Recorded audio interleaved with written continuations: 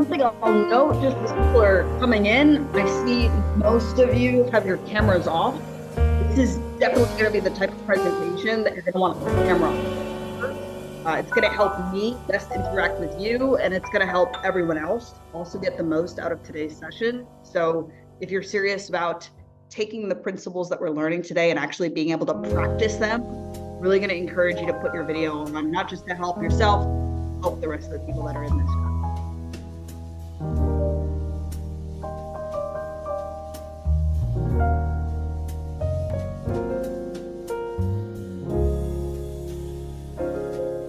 It's not so scary. Hello, Anita. Hello, Chris. Hello, Paige. Also, what I'll ask in the meantime, while you're waiting, if you can update your Zoom name to be your first name, that's going to help because we're going to be having a discussion. We're going to have dialogues.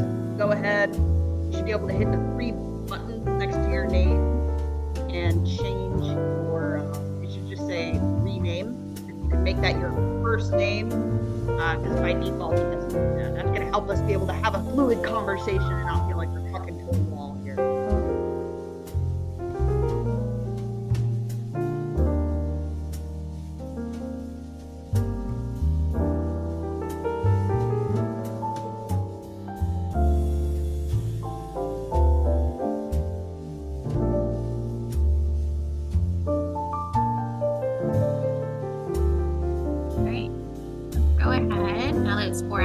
Let's go ahead and get started. Erin, if you don't mind turning off the music for us.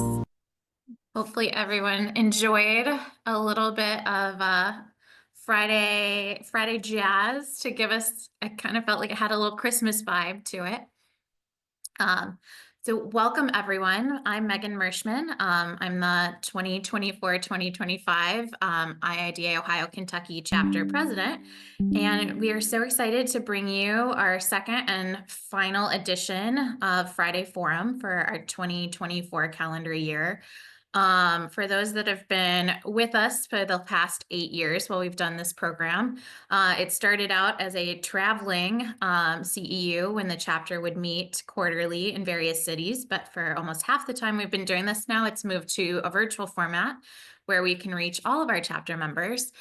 We try to focus on content that is engaging, can be very practically applied to really at any point in your career, and things that we just don't always talk about or learn about every day. So we are really excited to be able to bring you a very high quality speaker today on the topic of communication. We're really excited because I think it'll take what those of you who joined us in the spring and learned about how to start advocating for yourself.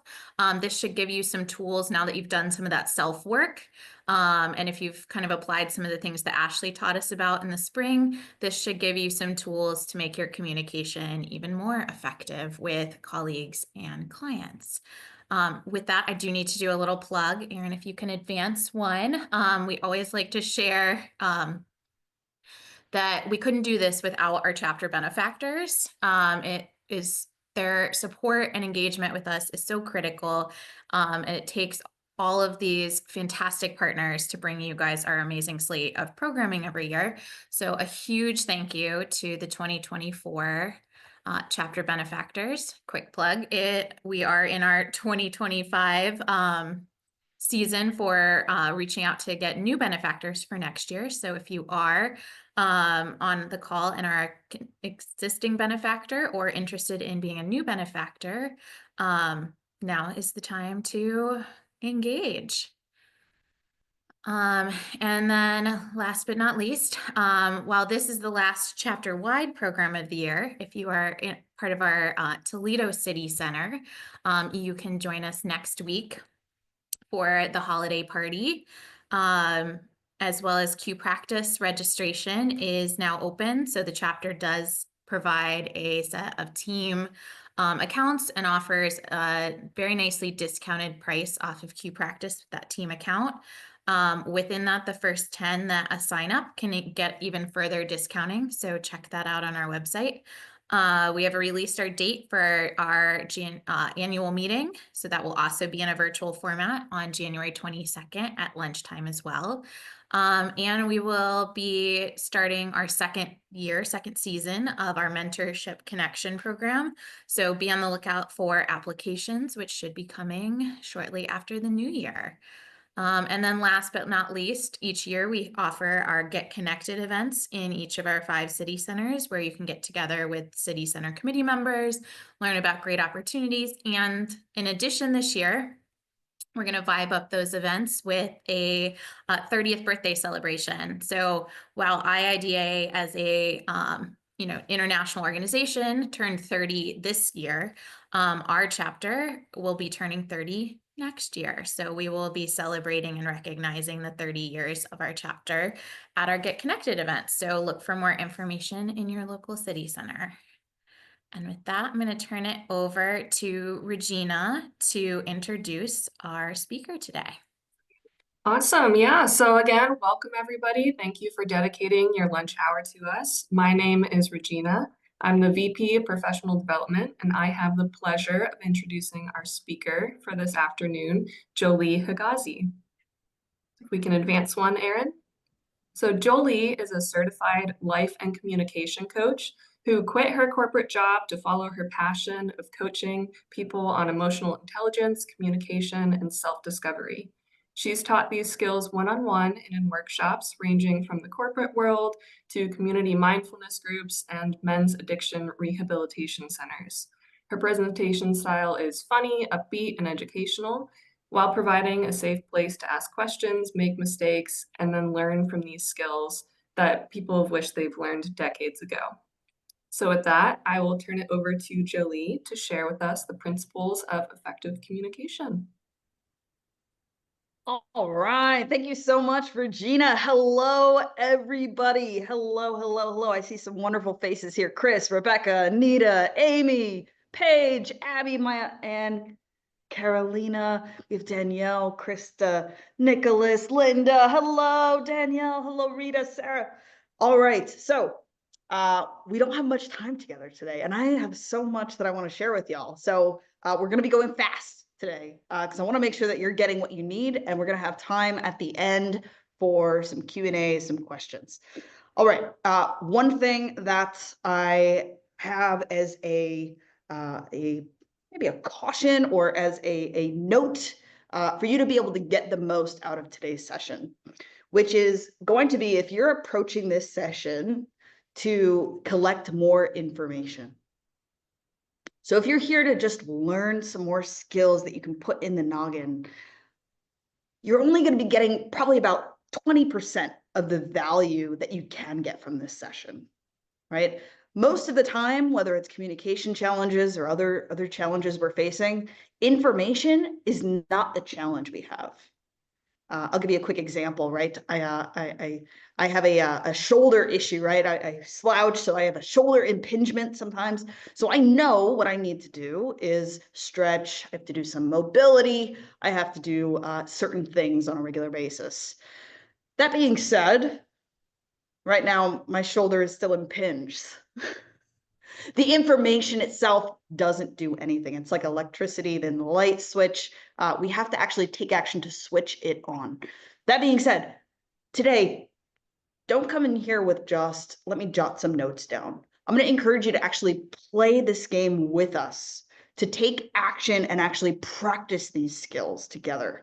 That's going to be how you're going to 10x the results that you get from this session. And yes, absolutely, Regina, this is not going to be a slide deck conversation that you like take notes. This is a dialogue. So for those of you that have your camera on, awesome, thank you. I can see that you're like sitting up front and ready to say like, I want to get as much as I can out of this session. I want to practice. I want to learn these skills and be able to actually apply them. For anyone who doesn't have their camera on, I'm going to encourage you again. That's going to be the way that you get the most out of our session today, is not just by sitting and kind of being a fly on the wall, but by actually stepping on the field. Yes, Emily. Yes, Kate. Right? By actually engaging in this conversation. We're going to have a dialogue. So that's going to be my ask for you, is to actually put on your hat of how can I apply this thing that I'm learning here? How can I apply what I'm learning here? Because just learning is not going to change anything. We can have all the knowledge. I have all the knowledge of how to get a six-pack and how to run, a sub 8-minute mile. I know exactly what I need to do, but to actually do it, I need to take action. So I'm going to encourage us to fail forward today. What that means is we're not afraid to make mistakes. We're not afraid to raise our hand and try things out.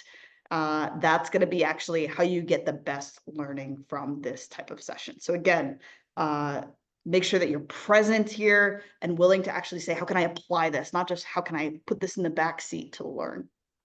Sound good for everybody? Sweet. What's beautiful faces? What beautiful faces. Hi, Dara. Hi, Emily. All right. So why are we here today? I'm curious, actually, if y'all could put in the chat, if there's one element of communication that maybe is a struggle point for you, or one thing that you would really like to learn or improve on, what would that be? If there was one element of communication that you'd want to get better, go ahead and pop it in the chat. Go ahead and just jot a quick note down. Let's see where we're at. This is also going to help us know that you're not alone with whatever challenges and struggles you have, whether it's advocating for yourself, whether it's taking feedback. Yes, Kate, constructive criticism, that can be hard. Kate, is that giving constructive or receiving? Because those can be two different things as well. Go ahead and pop in the chat. If there's one thing that you want to improve or learn, one thing that's, you're walking into the session hoping that you take away besides your CEU credit, what would that be? All right, listening skills. Yeah, Kara, that's so key. By the way, I love that you see that as a key element here. People think effective communication, how do I say it? How do I just talk? But you're absolutely right. Part of having a dialogue and effective communication is being able to receive and also take it there. Really good, really good. Woo, you all got some good stuff here. Good stuff. Let's see, listening skills, not fearing the conflict. Ooh, keeping grounded and present. That's right. We're going to talk a lot about the conflict today. Oftentimes when there is some sort of conflict or potential challenge or obstacle in client interactions, I'm going to mention client interactions today. It's really going to be applicable for anybody, whether it's contractors or employees that you work with, coworkers. When there's a conflict, I don't know about y'all, but my innate tendency is to run away from it. Is anyone else with me? If there's a conflict, let's just put it under the rug. Let's maybe it won't come up. As I'm sure many of us know, when there is a conflict and we do that, it often is going to show up one way or another. So we're going to learn how to actually face that conflict head on so we can address it. And by doing that, we're actually going to build trust. We're going to build a stronger relationship. Confronting conflict or a misunderstanding, totally. Having difficult conversations. That's right, Krista. I don't know if you can see, but difficult is already on the board. We're going to dive right into it today. Creating strong natural stopping points. Very good. Very good. These are some nuanced points. Difficult conversations. Let's see. Emily said how to most effectively communicate with support staff and multiple different generations and personalities at the same time. Yes. To ensure we're all on the same page and the project is moving forward effectively. Absolutely. When we're talking about communication skills here, this isn't just from an interpersonal standpoint so that we have better relationships, but it's also just so things move smoothly. We want the project to move on in a smooth and efficient way. That's what communication can do. Presenting ideas to clients with outdated views. Yup, being understood when the people you're speaking to do not know what you are talking about. Yeah. Being able to deliver clarity, someone who cannot keep going in a dialogue. Yeah, Chris, we're going to learn the power of questions in this, right?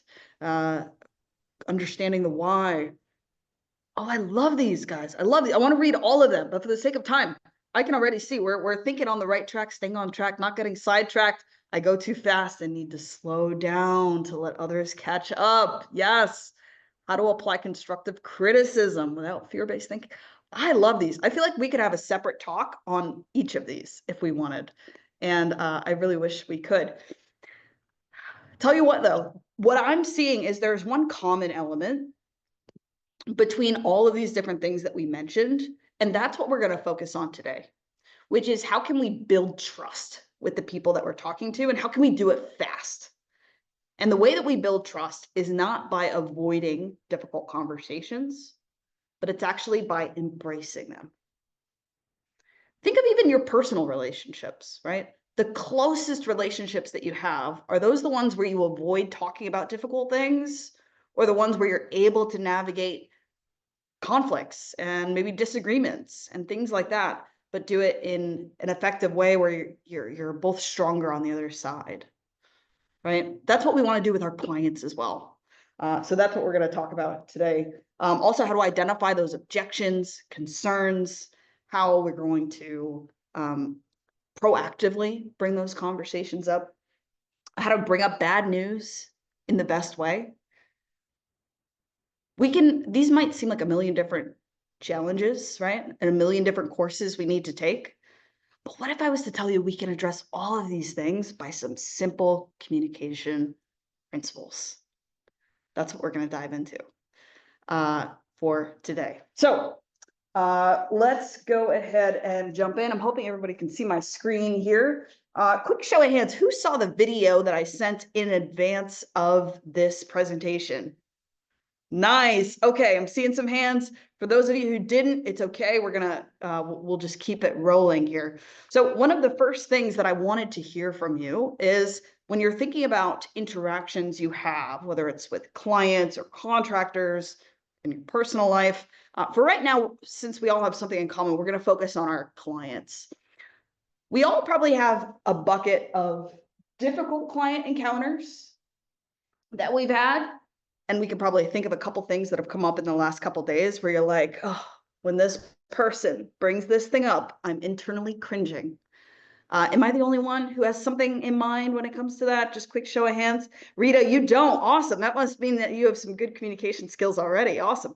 And then some of us probably have some great client interactions where right from the get-go, we know that this is going to go smooth. We're speaking the same language, rocking and rolling. Okay. What we're going to talk about is how we can use our communication skills to have more of these difficult potential client interactions actually be great ones, so that we can actually kind of proactively avoid some of these challenges that come up because we're going to face the problems ahead of time. Okay, so let's see. Let's do, well, y'all seem to be feeling the chat. But go ahead and if you know where the raise your hand button is, it's in the React tab. Who has a characteristic of a difficult client encounter? When you think of an encounter that came up that was difficult, maybe they weren't, I don't know, maybe they weren't prepared. Maybe they were late to your meeting. Maybe they showed up. Go ahead and click the raise your hand button so I can call on you. You can, I guess, raise your physical hand too, and I'll call on you. And I want to see what are the different things that we relate to. So Kate, what is one of those characteristics of one of those difficult client interactions for you? Thanks, by the way, for leading from the front, being willing to be the first one to speak up here. Anytime. I know it's hard to be the leader at these kinds of things, so anytime, happy to help. Awesome.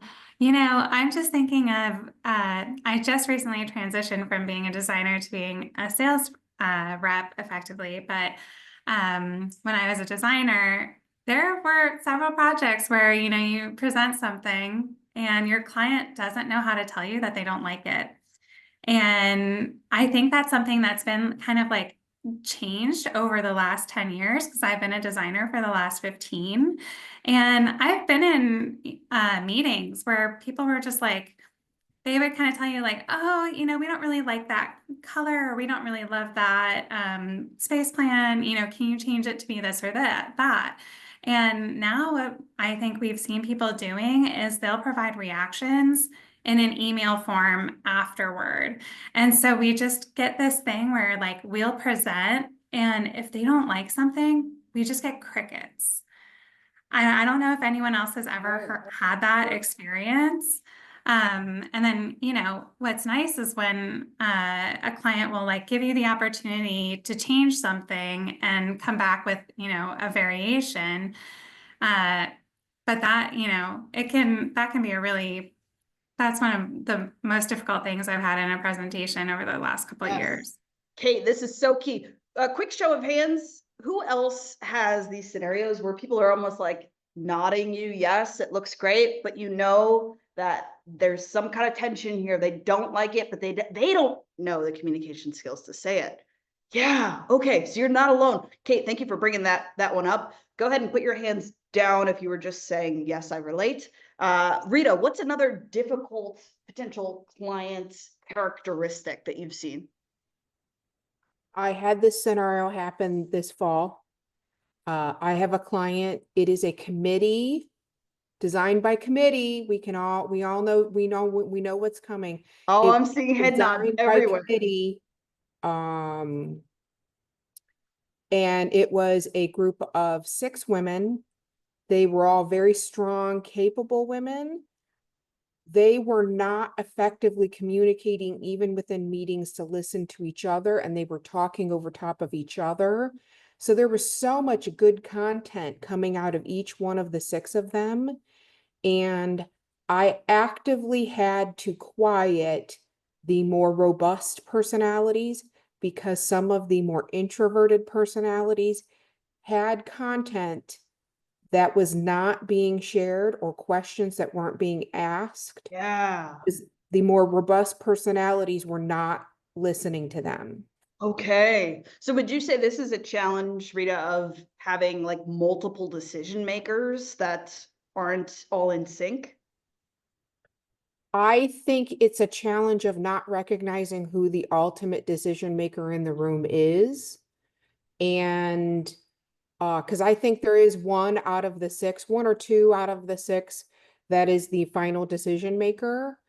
And I do think some of them are not, they are very strong personalities, but I don't even think they understand that they're just steamrolling over top of the more quiet personalities. Yes. And it might be the quiet person who actually makes the final say.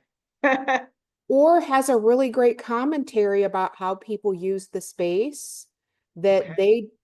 they don't use the space that way, right? So yeah. Okay. So when there's no clear decision maker, or I'm hearing when there's like a team, what did you call it? Designed by committee? Yeah. Wonderful. Okay. Let's see if we can run through maybe another 2 or 3 of the big problems that y'all face. Let's see, Regina. Yeah, what do you got? We are in a profession that we go into other professions to help them with their spaces. A lot of the time when we enter those meetings, the client is already very defensive that we don't know anything about what they do. So they don't want to hear us because they already think that this is just something that we can't help them with. So a defensive personality right off the bat is really challenging to work with. Yeah, okay, so where they're defensive, and it sounds like there's a lack, Regina, tell me if I'm hearing you right or if I'm getting it wrong here. There's this lack of like full trust that you Exactly. know what they're doing, and they feel like they need to like help you out and maybe speak up because you probably don't know everything that you should know. Right, there's just not the trust there, and there's not respect for us as a profession to figure out their profession. Okay, so they're defensive, lack of trust in your profession. Woo! Well, that's hard. Can I just see a quick other show of hands? Who else relates with that? Where you feel like just who you are as a profession is like, these are some, okay, I'm seeing a lot of hands. So it sounds like these are some big ones that get in the way for a lot of you. Does anybody have a difficult scenario that you feel like is a bigger issue than even these? Okay, that's telling. Yes, Abby, Maya, Carolina. Hi. I think with our profession, sometimes there is a gap of just kind of verbiage between us in the design industry and the client. And I think just talking to the client in the language that we talk about every day, like floor plan, sections, and things like that. And not every client knows how to read a floor plan. Not every client knows how to read elevation. So I think that just kind of integrating that language in a way that we can still make the client feel like their voices can be heard and that they are part of the conversation, and without us, making it seem like we know more than they do. Mm. Yeah, so what do you feel like is the core challenge in that scenario? I think it's just I guess it's communication, really, like being able to communicate the design in a way that the client would understand better. Our language is kind of floor plans and maybe 3D models, but not every client can visualize that. And I think that's when the miscommunication happens. Like, we're not all talking the same language, basically. So see. how can we bridge that gap? Yes. Okay. And by the way, what was your name? I'm Carolina. Carolina. Thank you for that. So it sounds like you're talking very technical at maybe like a 9 or a 10 level, but their ability to understand you is more at like a 3 or a 4 because they're not interior designers. Right. Okay. Thank you, Carolina. Okay. So talking to technical where they don't understand. Where they can't understand or they can't follow. Awesome. Awesome. Thank you so much for that. Did somebody else, Carolina, did somebody else have a point there? I still see the hand. Did somebody else have one? Oh, sorry. No, I didn't know we needed to lower the hand. Oh, no worries. You're doing great. Okay. So we have some great stuff here. So let me just recap some of these difficult client issues that come up. We're going to talk about how we can address all of these. It's going to be so magical. Hold on to your knickers. It's going to be great. Difficult clients is when they can't communicate that they're actually not feeling it. They feel like they need to people please and just yes and nod, but you really want them to be able to say, I don't like it. No clear decision maker. Some kind of like design by committee team that like people aren't even listening to each other and you feel like you're the mediator. Oh gosh. If they're immediately defensive when you're first even meeting, because there's some sort of lack of trust in the profession that, I've watched, what is it? What's the Chip and Joanna Gaines show called? Right? Like they've watched that show enough that they could tell you a thing or two. They could probably teach you a few things, right? Your schooling, it doesn't mean anything, right? And maybe some element of sometimes you're talking at a high level that they don't understand, but maybe they're not voicing out that they don't understand because they don't want to seem dumb. Woo! So y'all got a lot working against you here when it comes to communication. Notice we're not even talking about getting into the weeds and like forming agreements and that sort of thing. This is stuff that you're kind of walking into. You have a lot stacked against you right from the get-go. So let's look at one of these. So let's look at this. This part's really standing out for me. This defensiveness, lack of trust in the profession. They're defensive. Okay. So could somebody raise their hand? Maybe help me understand. For these people who have a lack of trust in the profession or they're defensive, what is it that you wish that person knew that if they knew would change their defensiveness or would give them more trust in your profession? What's the piece of knowledge that's missing? Go ahead and raise a hand. What do you wish they knew that like if they knew this, they would understand that I know my stuff? Yeah, go ahead. Abby, Maya, Carolina. Oh, hold on, you're still muted. Hold on, you're still muted, Abby. We've got two microphone things working here. Sorry about that. No worries. Abby. I think I prematurely raised my hand, but I will go ahead and speak and just say that I think one of the things I wished they would understand is that my goal is the same as their goal. Like my goal is to make sure that they're taken care of as much as they wish they were taken care of. So that you have the same goal. Sometimes you feel like they think that you're working against them? Yeah, like sometimes I think they think that our goal is to give them a pretty space that won't be conducive for their function.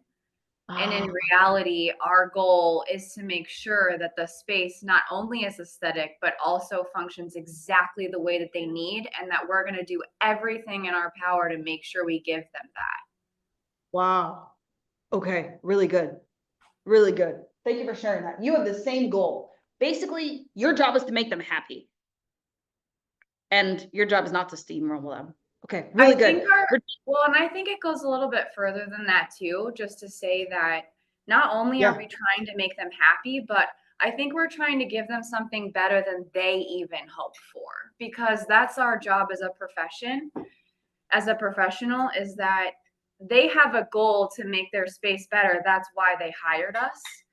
But I wish that they would understand that I have more to offer them that they don't even know of, because that's my profession. Wow.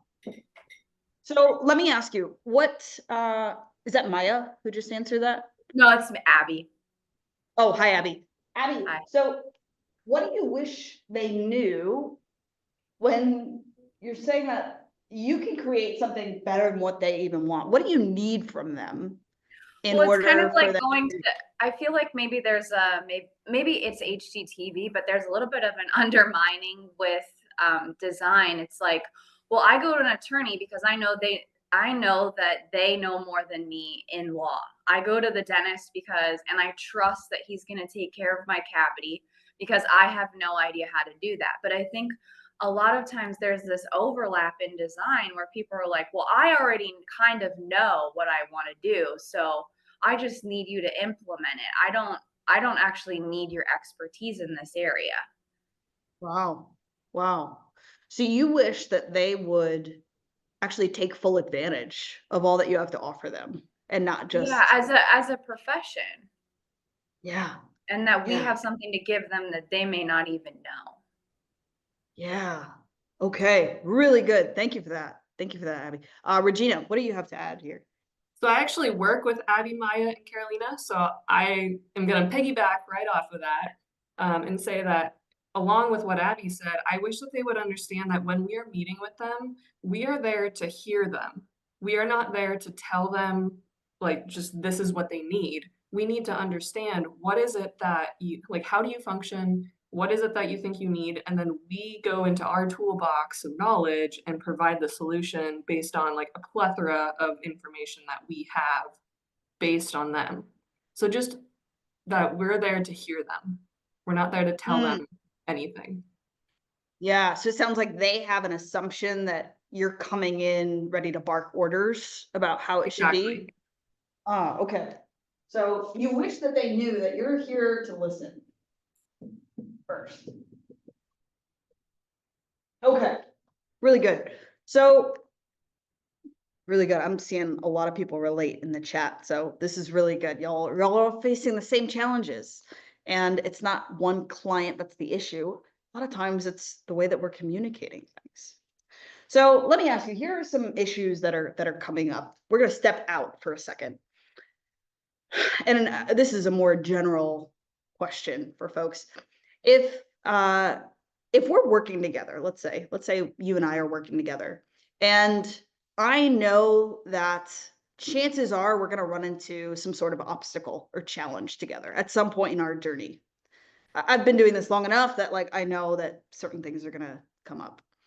Let me ask you, if you were working with me, would you want to know that ahead of time? Or would you want to know that and talk about it just as that comes up? Quick show of hands, who has an opinion here? Would you want to know it ahead of time, or would you want me to just kind of wait and see if it comes up? Who would want to know ahead of time? Yeah, okay, I'm seeing a lot of hands. Who can tell me why? Why do you want to know ahead of time? Why does that matter? Yeah, Rita.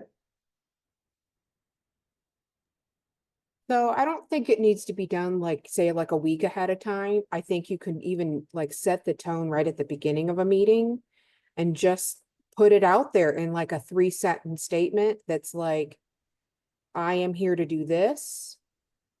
My goals are your Wow. goals. And I hope I earn your trust through this process.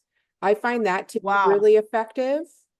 I do think there are some clients that are so not receptive to hearing that you do sort of sometimes have to cut your losses and protect your own mental sanity. Sure, Um, sure. But in your ideal, Rita, you would want to, like, if this was you, if you're on the client end of things, you would want me to tell you something ahead of time.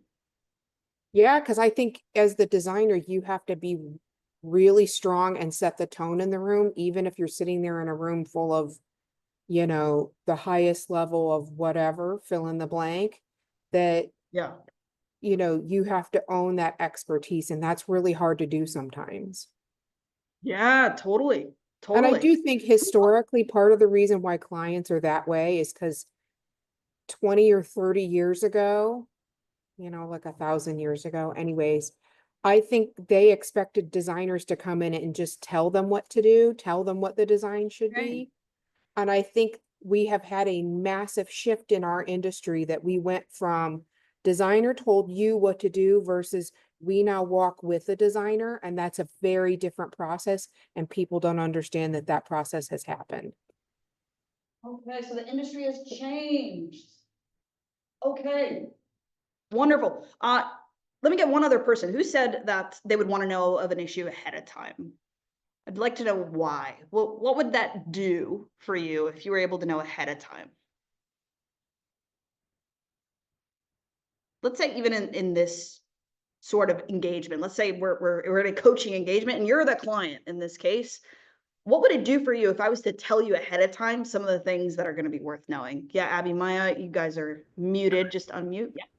I think it would just let us be better prepared for oncoming show meetings. So I'm thinking like if it's a new client, right, and you know very little about it, like what they are, but knowing more about their goals ahead of time makes you better prepared coming into that initial meeting and knowing how to start Yes. conversations. Yes. And if you're better prepared going into that first meeting, how will that affect the rest of your relationship? Yeah, I think that's when you start building trust, right? Like if you're better prepared and they can trust you, but if they don't tell us what they need from us, then that's where that trust issue kind of happens because nobody's prepared. Yes. Absolutely. Absolutely. Allows you to be more prepared, allows you to start the relationship on the same page. There's a name for this. So when we're able to bring up a potential objection, concern, challenge, problem before it actually becomes a problem, this is a key point. When we bring it up before it's actually come up as a problem, there's a name for that called a vanguard. This is the key principle I want you to take away from today's session. A vanguard is when we're bringing up an issue before it's actually become an issue. So can anybody maybe spot out for this session today, right? Y'all are the clients in this case, right? I'm coaching. Could anybody call out or did anybody notice maybe some of the vanguards that I set up prior to this conversation today so that this could be smooth for us? Did anybody catch any of those now that you know what a vanguard is?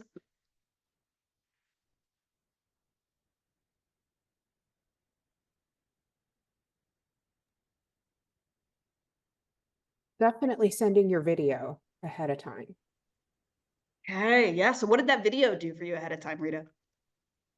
It made me see who you are, what you do, set the tone for what we would be talking about. And it really did set the tone for recognizing if this was going to be an interactive conversation, and to be prepared to talk about stuff.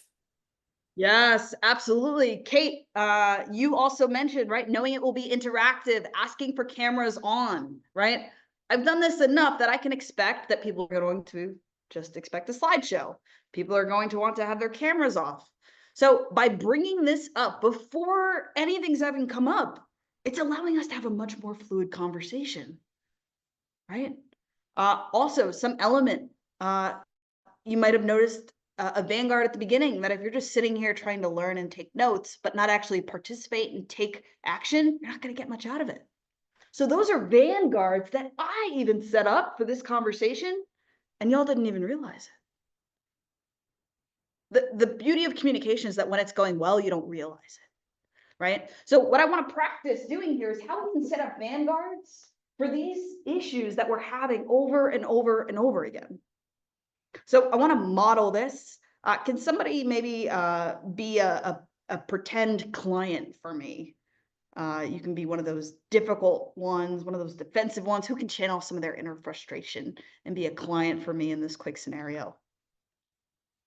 The people who raise their hands, I promise you are going to be the ones who get the most out of this. Let's see, Chris. Chris, I love your background, and I keeps having my eye guide to you. Can you be a potential client in this situation? Sure. Okay, wonderful. You might not even need to do all that much talking. We're just going to kind of go naturally. And I want you to embody this mindset of me, right?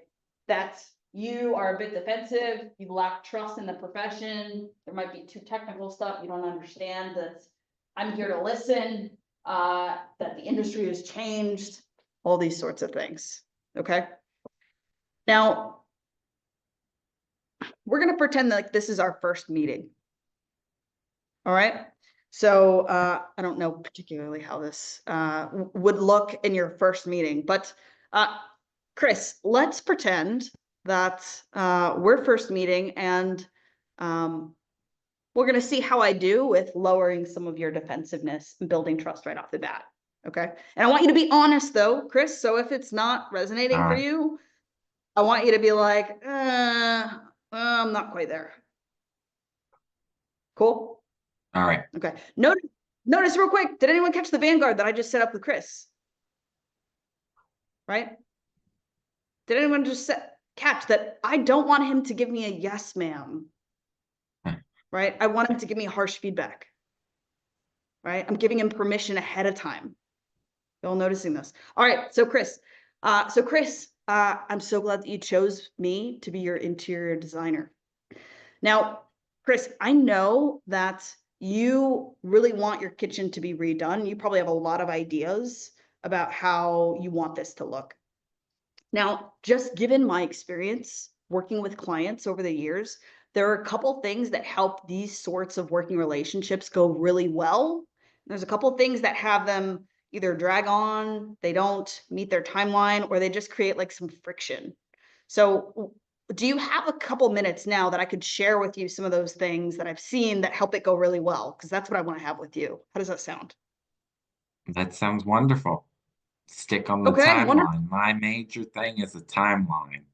If I give a date, I want something done by that date.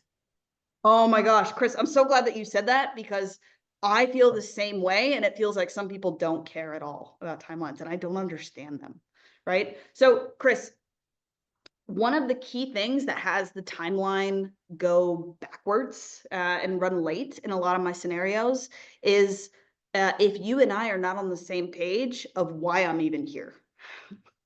So let me just tell you, right? My goal here is to bring all that I've learned in my expertise to help you build perhaps the kitchen of your dreams, and maybe even a kitchen that's better than what you could have dreamed of. How would that sound to you if we were able to do that together? Well, that's great, but let's hear your ideas of how you're going to do this. Yeah. Well, I appreciate that you're willing to hear me out. So I want you to know, but going into this relationship, I want you to know that I'm not here to tell you what to do, right? I'm here to bring you my expertise. And really, at first, I just need to listen, and I need to hear more of your vision so I can really understand it. And one thing that makes this process go really behind often is if I'm hearing what you say, I bring it to the light, some ideas, and if you just kind of yes man me, and if there's something that's All not right. jiving. Let's give a budget. What are you thinking for a classy, modern, sleek look? What's your budget you're seeing? And then I'll give you my budget. Yeah, we can listen, Chris. I love that you're talking about budget, because I want us to be on the same page. Before we even dive into the specifics, I want to make sure that we have the same framework in this relationship. But Chris, would would you agree that if there's something I'm saying that you're not agreeing with or that you're not really liking, can we make an agreement now that if you say that you're not liking it, I'm not going to take it personal and I'm actually going to welcome that feedback and make a even better plan for you? Would you be willing to do that? Speak up when I'm actually Oh, saying something? of course I will. But then you have to be willing to not come back and be defensive, as many Yeah. people I've worked with have been when I bring up something, that's not for me. Oh, I don't like that. You have Oh, to be on Chris, the this is same page as me. yes, Chris, this is so key. I so appreciate you mentioning this. So, Chris, let me ask you. There's nothing personal here, nothing defensive about it. However, there are going to be some things that I may push back on just for the sake of my experience and knowing what does and does not work in these scenarios. So, let me ask you, right? What would be the best way to communicate those moments for you without it coming off like I'm being defensive? What would be the best way for me to tell you that? Bring up your previous experiences, show your previous experience to me, and explain how you worked with another client on Okay. that to get to the accomplished project. Fantastic. So, Chris, if you can agree to speak up when there's something that you're not liking or when you have another idea, and I can agree to voice my previous experience, do you think that together we can actually work to create an even better model of this kitchen than what you're thinking? Most definitely. Most definitely. As long as we communicate and we're upfront before anything changes from what we agreed to in Yeah. previous conversations.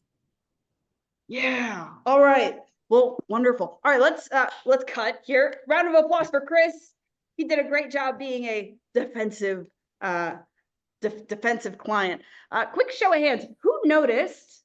Who made some observations of what I did in that scenario that's going to help this conversation and this whole relationship go even smoother? What are some of the things I said? Some of the things I did? Quick show of hands. Quick show of hands. Who noticed something that made this probably go smoother? Yeah, Madison. When Chris said, like, as long as you're not defensive, and then I was like, this is going bad. But then he turned it around and said, what sort of things could I do to kind of make that go better and to not appear defensive? And I was like, I've never even thought of that before.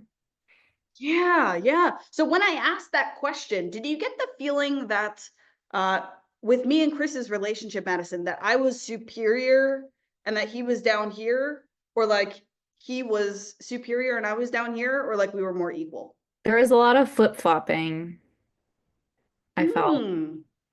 Okay. Yeah, so I was willing to hear him out and then I was willing to share as well. So there was like a really great partner dynamic here. It's not one person that's the sole decision maker.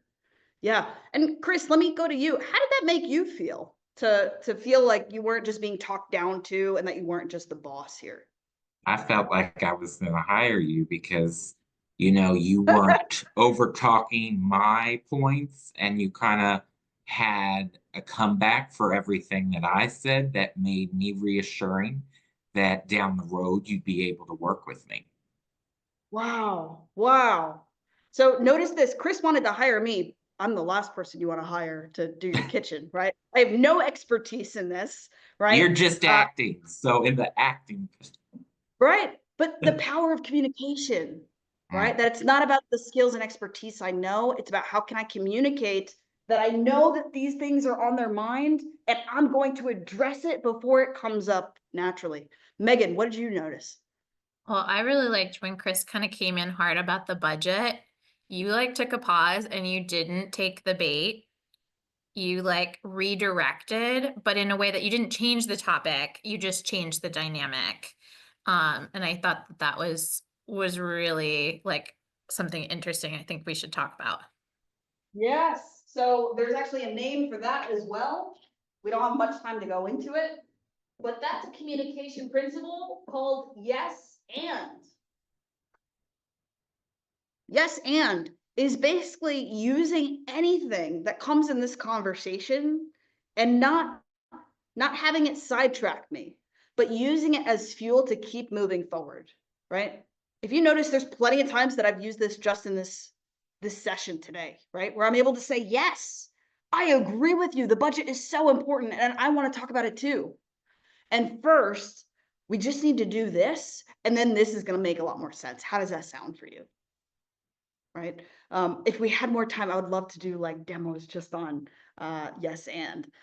But I want to see some of this live, right? So who's here feeling a little bit brave and really wants to make sure that they're taking something here that they can learn and grow and apply with? Who's willing to give this a shot, to put vanguards in place prior to a client issue actually coming up? Who's willing to do a quick role play right now before we close?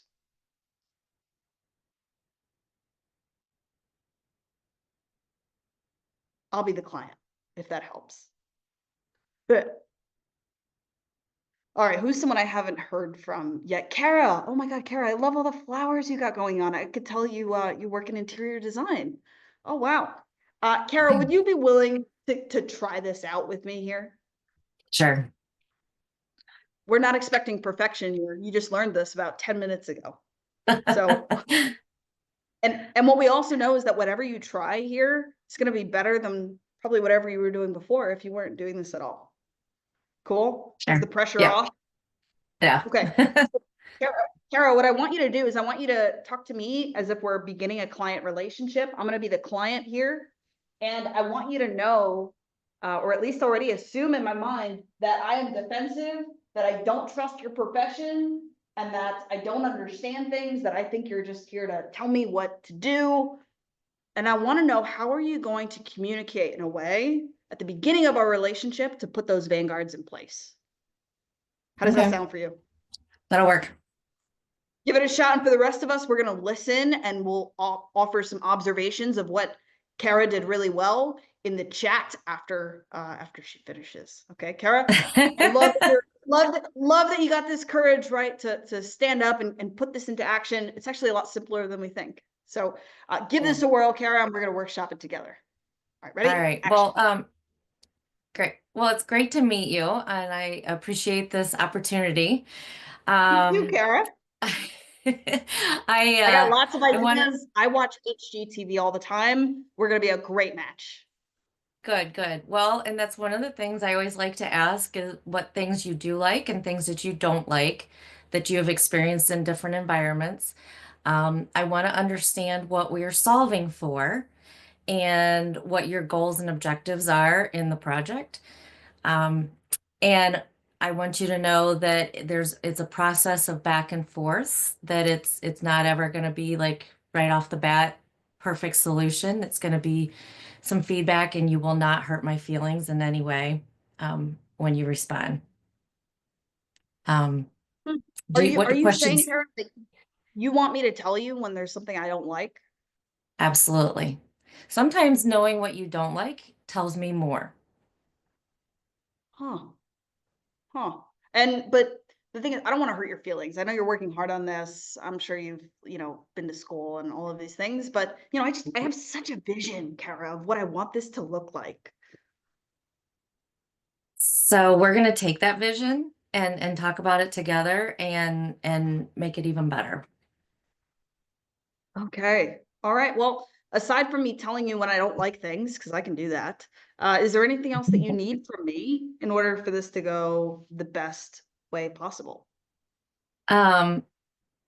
Timely responses. The process can only work as quickly as both of us respond to the other person, as far as feedback goes and decision making. That will keep us on schedule and get you that beautiful project. Okay. All right. Well, I'm glad you mentioned that, because I can be kind of behind on email and things like that sometimes. So you're saying that if I don't answer fast enough, I would be the reason this runs behind. It could be a possible sidetrack of the project, just in Well, I sure don't construction want that. projects. I sure don't want that. Thank you for mentioning that, Kara. All right, let's close here. Let's have a round of applause for Kara. All right, and let's pop it in the chat just for the sake of time. Let's pop it in the chat. What did you notice that Kara did to set up this relationship for success, this dynamic? What did she do? What did she say? Really great work, by the way, Kara. Really great. Let's see in the chat. What did you notice that she did in her communication to have this be effective? What were the vanguards maybe that you caught? Go ahead and pop it in the chat. She took her time before she responded. Yeah. So if I go really fast, she is actually able to slow down and say, so, right? Bring me down a little bit because I can be a little energetic. That was really good, Kara. Rita, great point. What else did we notice? What were some of the vanguards that she put in place there to get ahead of an issue? She would reiterate the points you made before responding. Yeah. Kara, they call that mirroring, right? So when I know that I'm being heard is when I hear you say it. And you did a wonderful job of that, right? What about the vanguards? What were the things that she said ahead of time that would maybe set this off the rails that she was trying to address ahead of time? The problems that might come up in this dynamic. Go ahead and pop it in the chat.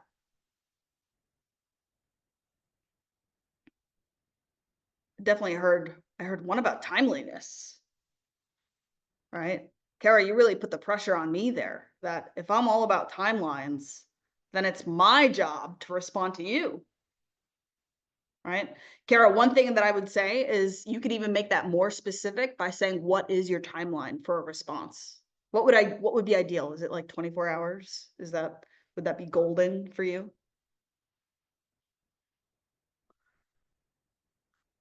All right, so we can be specific there.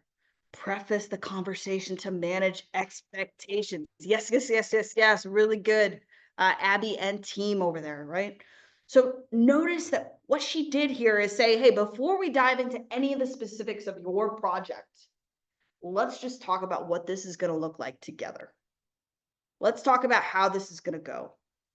And by doing that together, it's actually setting me up for how this is going to work instead of just jumping right in, right? We're able to take a step back and say, hey, this is going to be our battle plan for tackling this together. So really good. Let's just give a quick round of applause for Kara here. Really good. Really good. Okay. I wish we had more time because I would love to do more role plays. I would love to work on this together when there's pushback. But what I want you to take away from this is that when you have these difficult complaints that are coming up in your client encounters, I want you to think of how can I address this before it even comes up with this new client? And I want you to make that a habit then of whenever you're beginning any client relationship, or maybe it's just time to reset a current client relationship where it's like, hey, I realized we didn't really have time when we started to really like just understand the best dynamic that's going to work for both of us to get this done. I just want to let you know a couple things because people tend to think a couple things that are outdated, and I want to make sure you know how you can best get the most value out of me. Right? You say that to me, I'm going to feel so much more respected, so much more hopeful. So, Vanguard. As we're wrapping up here, I'm going to pass it back to, I'm going to pass it back to the team. What I want you to do in the meantime, if there's one thing that you're taking away from this conversation today, that you're going to take and apply and try to go practice, not just knowledge that you stored in the back of the bank, but one thing that you're going to actually take action on and apply from this conversation. Pop that in the chat. That's going to be some sort of accountability for yourself and also with these other, colleagues that are here to hold you accountable. What's one thing that you're going to take from this conversation and put into practice? All right. And just to wrap up really quick, as you're putting that, if you would be interested, all of you who are attending here, you get access to a free one-on-one session where we can dive deeper into this and your specific challenges. So I'll put a link in the chat as they're wrapping up here so that you can express your interest in that. And there's also a survey on there to give me some feedback of what really resonated from you from this conversation. And if there's any feedback that you feel like would have been even more valuable for you, I would love to hear that as well. So I'm going to pop that in the chat. Go ahead and pop your one things, and Regina and Megan pass it back over to you. Thanks all for your attention, for your openness, your courage, and your vulnerability in trying some of these new things together. Awesome. Thank you so much, Jolie. We're going to pull up the QR code for everybody to scan for their IDCEC credit. So we're going to do that first. Pull that up on the screen so you guys can get your IDCEC credit. So make sure you open your IDCEC app and not your phone camera app to scan, as I just did out of habit. To get that, so you can scan this. And then for anybody who wants to stay on, I think Jolie has offered to stay on till about 1:15 and answer any questions or dive into further topic. But we wanted to take a moment now to pause and let everybody get their IDCEC credit in, so that you know, if people have to bop to other meetings or things like that, we can release you to do that. We're going to switch the screen in just a second to a couple of other opportunities, and then we will switch it back in case you did not get your code scanned. So just wanted to highlight, there are 2 other CEU opportunities. So both of which are actually going to be HSW credit that IIDA headquarters is organizing before the end of the year. For those of you in Ohio, we are now required to get 5 HSW credits each year as part of our IDCEC reporting. And in Kentucky, you guys are still held to the same, I believe it's 8 as part of your KYCID requirement. So those will stay the same, but Ohio, we've added a 5 HSW per year requirement. Since we do not have active legislation dictating what that HSW amount is. So if you are a little short on HSWs, those health, safety, welfares are a little harder to get. There are 2 opportunities coming up between now and the end of the year to get some additional ones. And then with that, we will switch back to the screen. And if anybody else, if you are struggling to get your IDCEC app to work, let us know. We can, we'll send out a link to anyone who needs to submit their IDCEC number into us, and we can report for you all if for some reason the QR code didn't work. With that, I want to say a big thank you to Regina for all of her efforts to organize this fantastic programming, and to Erin Ott, our VP of Communications, who helped make sure that all of you knew we were having this great program today. So with that, I'm going to turn it back to, we'll leave this screen up, but if you guys, if anybody has questions for Jolie, feel free to ask, and we can continue discussion for about 10 more minutes. Awesome. Thank you, Megan. Is anyone able to access that survey link in the chat, by the way? Or I don't know if that was a one-off thing, that issue. Is anyone able to access that survey? I'm having the same issue. What is it saying? Is we need permission. It can only be viewed by users in the owner's organization. Oh, I see. Okay, you can tell that the technology world is not my strong suit. We can also email, like if you get that fixed, we can email it out to all the attendees we'll do that today, and those that signed up as well, to provide feedback. Okay, we'll do that. In the meantime, what are the questions that you have from this conversation? There were some parts we weren't able to spend as much time on as I would have liked. Maybe some parts that you would like some additional, but what if this happens? Or what if the client does this? Bye, Katie, right? Here's an opportunity where you can bring up some of those specific situations, and we can workshop those together while we have a couple minutes together. Feel free to just use the raise hand button, or if you have a question, you can pop it in the chat. But what's something that you might feel like is a challenge to actually putting this into practice?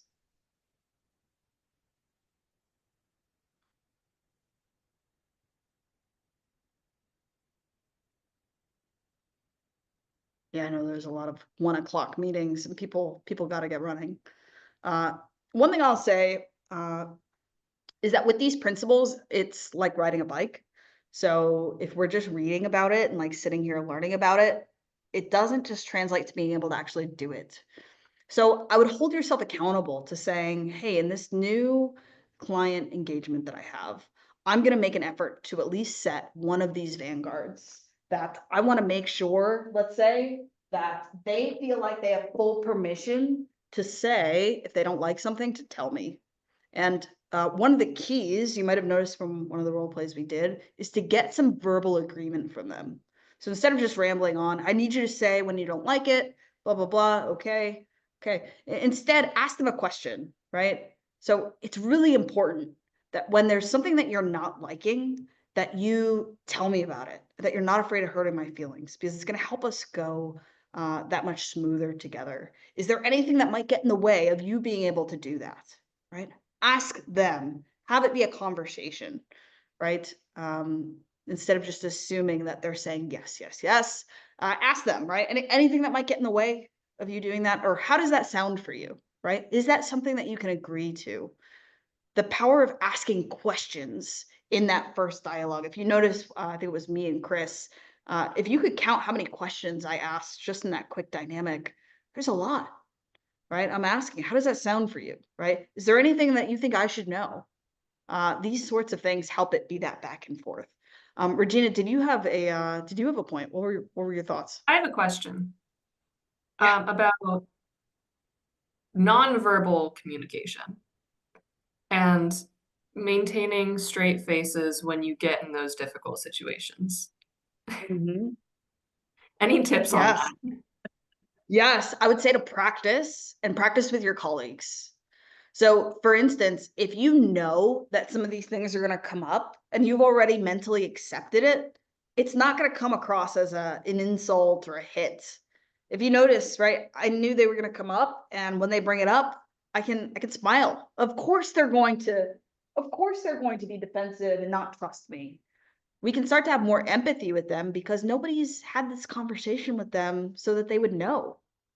Nobody's told them the industry has changed. Nobody's told them that, that you're actually here to listen, and that no one's told them that you might actually have a better idea than what they have planned, and you want it to really make them happy and be even better.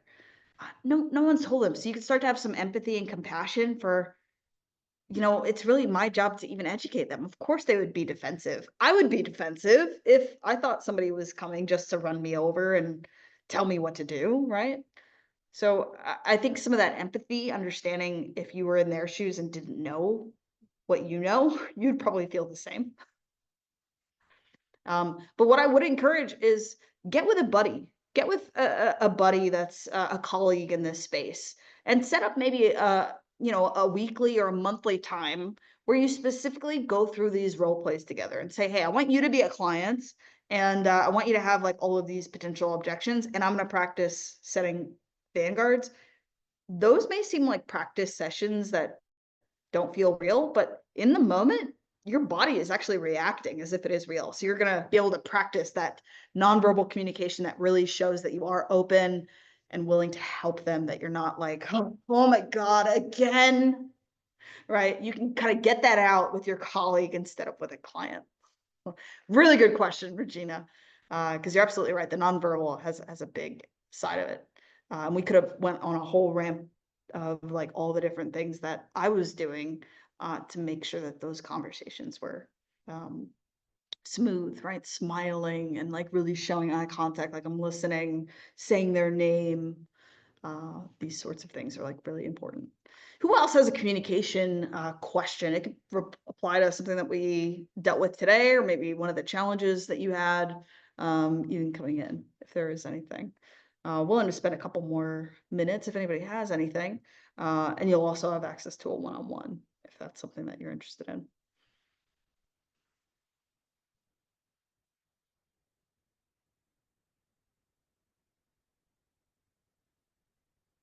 One thing we didn't get to talk too much about is the yes and, but I would even say if you're practicing this with a colleague, right, some regular communication training sessions together, you can purposely have the other person say something that's like really off the rocker so that you can practice how would you yes and that situation. People can say something totally ridiculous, like, yeah, I want this done in a week, so that you can practice how do you respond to something that's that far out there in a positive way that's bringing the momentum forward. So it's really about practice. And that's a lot that I even do with my clients. I have some clients in the business and the corporate space that need to have conversations with their teammates, or their employees or their, other people. And we actually practice it together. We say, okay, let's practice. It's definitely an underrated skill, not an underrated skill, an underrated practice to develop the skill is actually practicing together. How would you say it? Let's practice it right now. So I definitely suggest taking that away. Michelle, thank you. All right. Yeah, if there's no other questions, Megan, I was I can gonna just make add, I've recently taken on being a people manager, and let me tell you, the conversations I have with myself in the shower have got like trying to figure out how am I going to deliver this piece of information or this challenging feedback. So I've adopted shower conversation. So maybe less challenging than trying them in practice with someone, but sometimes less awkward. But at least I can verbalize it out. So me and my shower conversations, my husband will come in and be like, "Who are you talking to?" And I was like, "I'm practicing." That's true. But yeah, just practicing saying it, practicing feeling what it feels like in our body to say those things. That's a huge first step. I recently watched a video of a woman who she was the client. I don't remember what the service or product was, but it was a service or product that is still predominantly men who make the product or sell the service. And she was on a call like this, and there was a chat going. And I think a gentleman from the company providing, he thought he was sharing in the chat just to his buddies. And it was in the chat shared with everybody. And she saw some things that they were saying about her attractiveness level and yeah, some really inappropriate stuff for a business meeting. And she took that as an opportunity to confront them about that, have a really strong conversation about how inappropriate it was, that if they were not willing to adjust their behavior, you could think of how awkward that is. Like, Sure, I've been in those situations. They're quite gave fun. them the opportunity to change their behaviors or bow out, which I'm not sure I would have. I think that was very generous of her. And she said, I demand that you hire a female salesperson to directly work with me because I don't want to work with your sales staff anymore. She's Wow. like, she set the tone for what the expectation was. And it was such a reminder to me when I read that whether you are the client or whether you are the person providing the good or service, that you have to own your boundary.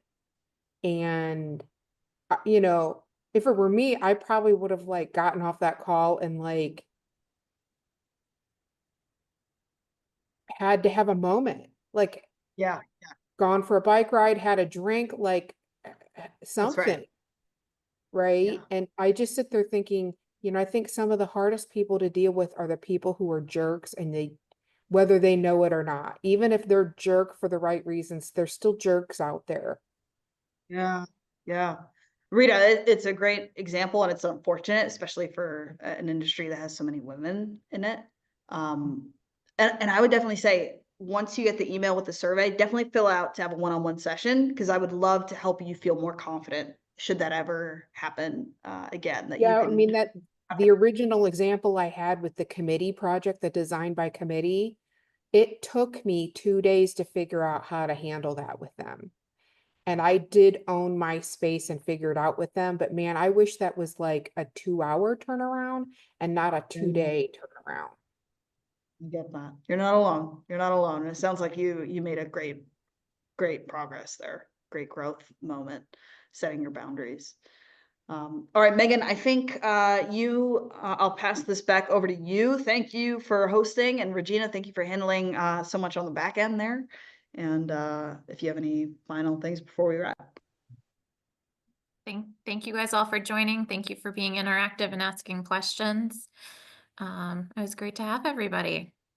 Merry Christmas, happy holidays if you celebrate. Enjoy a restful end of the year. And we'll see you in the new year. All right, take care, everyone. Great meeting you all.